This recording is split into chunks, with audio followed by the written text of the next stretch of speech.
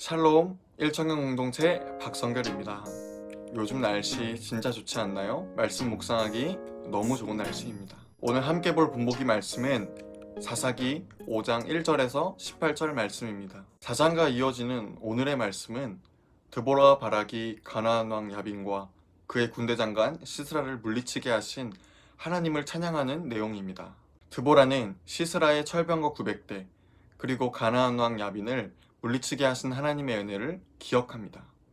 기억할 뿐만 아니라 그 하나님을 높이는 감사의 찬양으로 하나님께 영광을 돌리는 모습을 볼 수 있습니다. 이스라엘 백성들에게 있는 불평과 불순종의 모습과는 달리 드보라와 바락의 감사 찬양을 하는 모습은 참 많이 대비가 됩니다. 저는 본문 말씀을 묵상하면서 돌아보게 된 것은 평상시 나의 삶 가운데 나는 하나님과의 얼마만큼의 친밀함을 갖고 있는가, 또 하나님께서 베푸신 은혜에 감사와 찬양을 하고 있는지 돌아보게 되었습니다.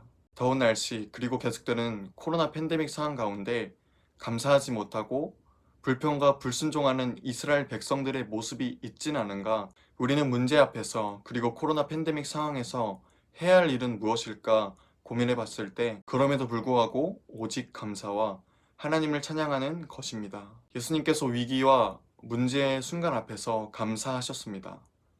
장정만 5,000명, 아이들과 여자까지 합하면 적어도 2만 명은 될 것이었습니다. 그런데 먹을 것이 없습니다. 겨우 물고기 2마리와 보리떡 5개였습니다. 그런데 없는 것을 보고 불평하지 않습니다. 미래를 만들어 가시는 하나님의 능력을 보며 현재의 것으로 헌신함으로 감사하셨습니다. 축사, 즉 감사 기도를 드렸다는 것입니다. 그때 오병이어의 기적은 일어났습니다. 청년공동체 여러분, 비가 와도 이미 젖은 자는 다시 젖지 않는다라는 말이 있습니다. 하나님의 은혜를 경험하고 그 은혜를 찬양하는 자는 또 문제가 닥쳤을 때 이전에 행하신 하나님의 구원하심, 인도하심을 기억할 것이고 좌정과 불평이 아닌 감사와 찬양으로 하나님께 영광을 돌릴 것입니다. 그렇게 믿음의 걸음을 이어나갈 것입니다. 이 믿음의 모습이 우리 삶 가운데 넘쳐나길 간절히 소망합니다. 이번 주 주일 예배 때 함께 고백한 찬양이 기억납니다. 너희를 치던 적은 어디 있느냐?